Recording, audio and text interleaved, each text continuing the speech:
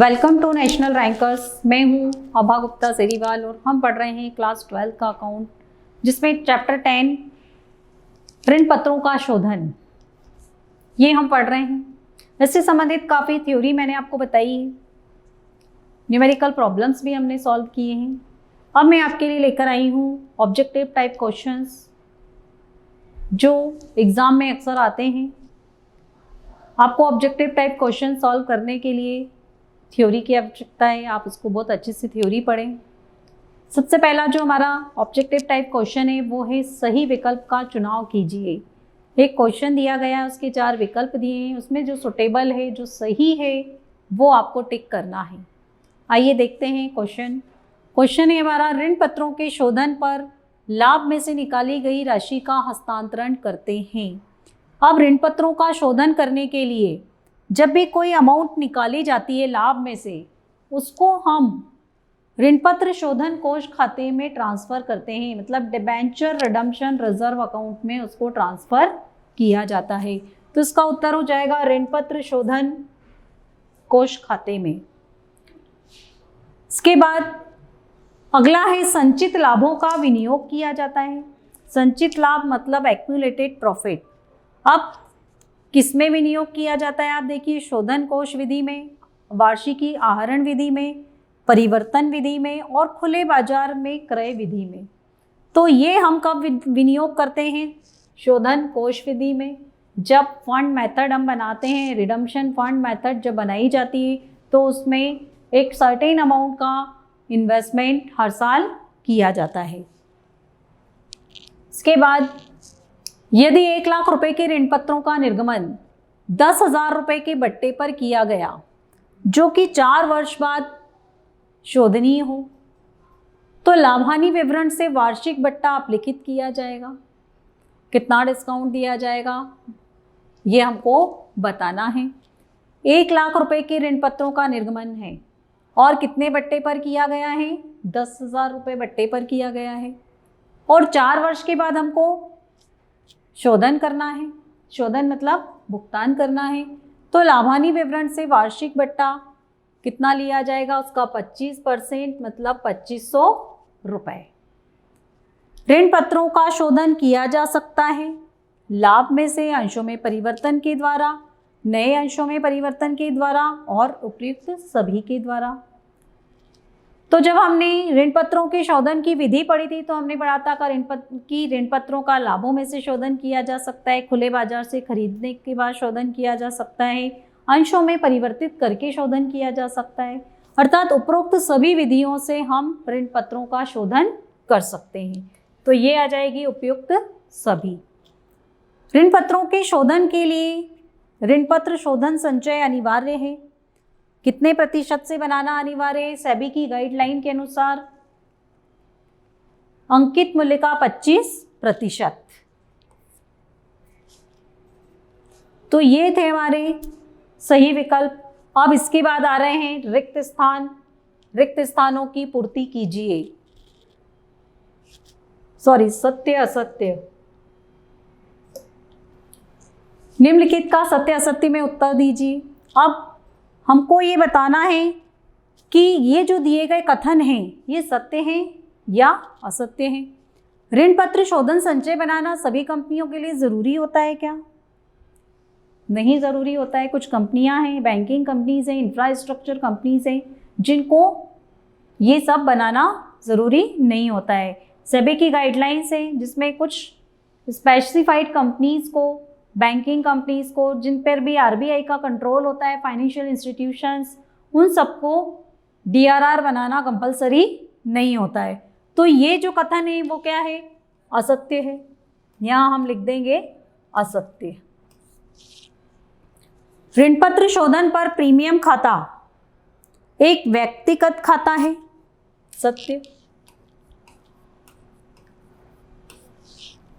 खुले बाजार से कंपनी स्वयं के ऋण पत्र खरीद सकती है। बिल्कुल खरीद सकती है। सत्य।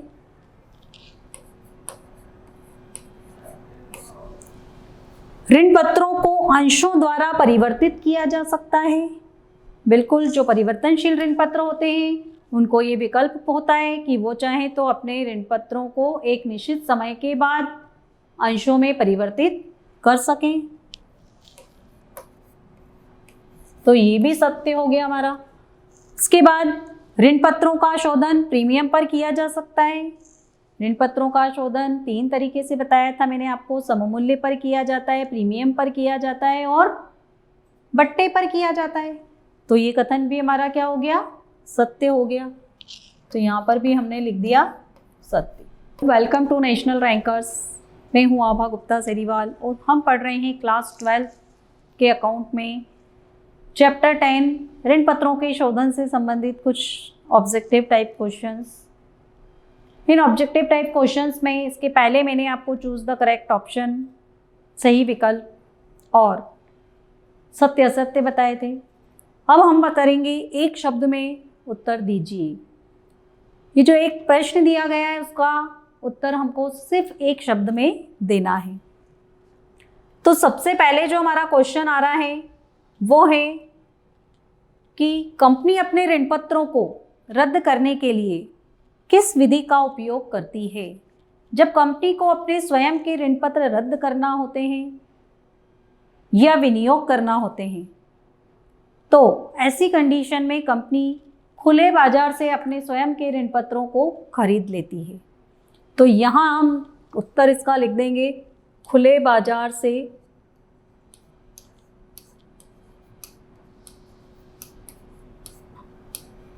क्रय। कंपनी अपने खुद के ऋण पत्रों को खरीद लेती है ओपन मार्केट से। सेकंड, उस संस्था का नाम बताइए जो कंपनियों की पूंजी का नियमन करती है, कंपनी की पूंजी से संबंधित नियम बनाती है और पूरा सेबी का उसके ऊपर कंट्रोल होता है, शेयर मार्केट के ऊपर।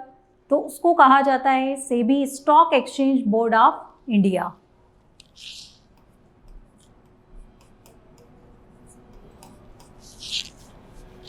ऋण पत्रों का शोधन करने के पश्चात ऋण पत्र शोधन संचय का शेष कहाँ हस्तांतरित किया जाता है।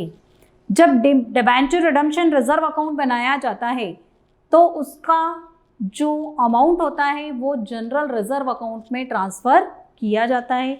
इससे संबंधित एक क्वेश्चन हमने किया था। तो लास्ट में हमने एंट्री की थी इसकी DRR account debit to general reserve account. तो हम यहाँ लिख देंगे सामान्य संचय खाते में।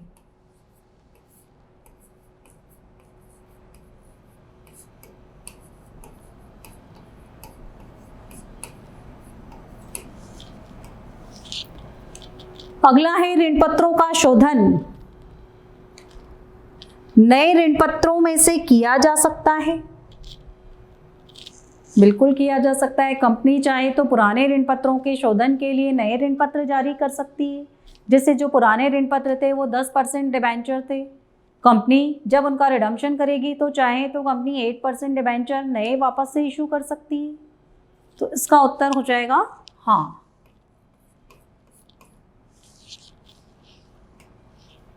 कंपनी अपने ही ऋण पत्रों को किन उद्देश्य के लिए खरीदती है।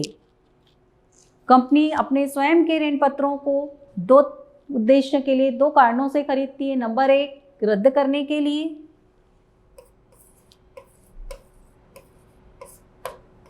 और नंबर 2 विनियोग करने के लिए।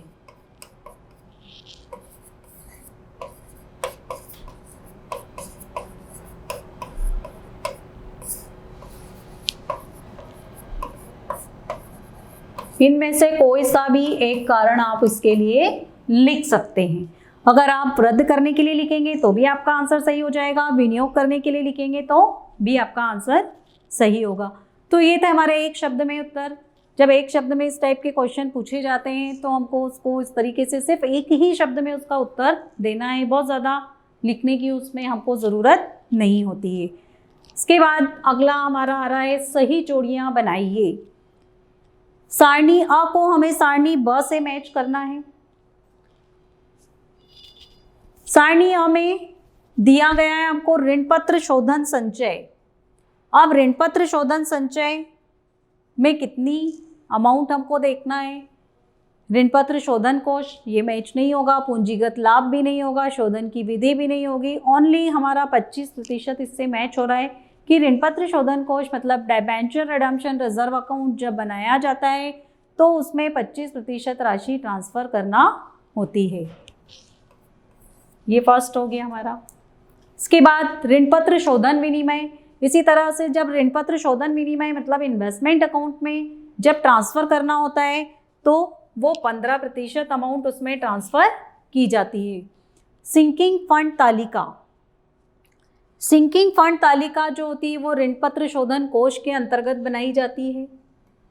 जब हमें रिडम्पशन का पेमेंट मतलब डिबेंचर का रिडम्पशन हमें फंड मेथड से करना हो तब हम इसमें सिंकिंग फंड तालिका से इसका उपयोग करते हैं। इसके बाद ऋण पत्रों के शोधन पर लाभ। ऋण पत्रों के शोधन पर होने वाला लाभ पूंजीगत लाभ कहलाता है। इसके बाद लास्ट हमारा बचा है खुले बाजार में ऋण पत्रों का क्रय। ये एक शोधन की विधि है। तो ये 5th नंबर का आंसर हो गया हमारा। तो इस तरह से ये मैच द कॉलम भी हमने सॉल्व कर लिए। तो जो ऑब्जेक्टिव टाइप क्वेश्चंस हैं वो आपको किस तरीके से सॉल्व करना है ये मैंने आपको बताया। जब भी कोई क्वेश्चन आता है तो उसको बहुत ध्यान से पढ़ें और उसको सॉल्व करें, क्योंकि जब हम चैप्टर को पूरे को बहुत अच्छे से पढ़ते हैं, बहुत अच्छे से उसको समझ लेते हैं, तो हमें ऑब्जेक्टिव टाइप क्वेश्चन को सॉल्व करने में कोई भी प्रॉब्लम नहीं आती है। लेकिन अगर आपने चैप्टर को अच्छे से रीड नहीं किया है, अच्छे से पढ़ा नहीं है, तो आपके लिए काफ़ी प्रॉब्लम्स हो सकती हैं ऑब्जेक्टिव का टाइप क्वेश्चंस को सॉल्व करने के लिए।